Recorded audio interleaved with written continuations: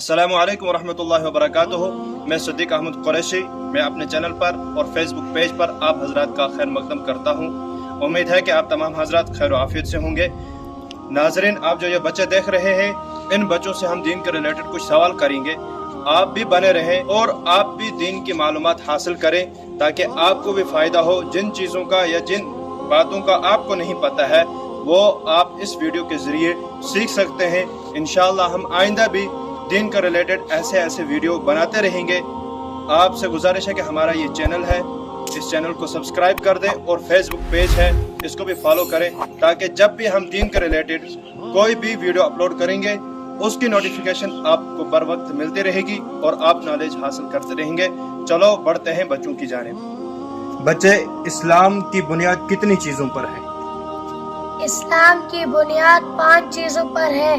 पहला कलीमा, दूसरा नमाज, तीसरा रोजा, चौथा ज़कात, पांचवा हज। ये कैसे मालूम हुआ कि कुरान मजीद अल्लाह तबारक व तआला की किताब है?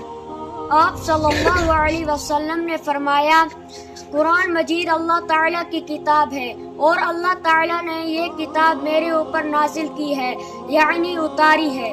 कुरान मजीद आप सल्लल्लाहु अलैहि वसल्लम पर एक मरतबा उतरा या थोड़ा थोड़ा करके उतरा है?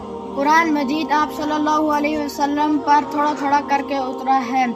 कभी एक आयत, कभी एक 2-4 आयतें और कभी एक सूरत, इसी तरह थोड़ा थोड़ा करके उतरा है।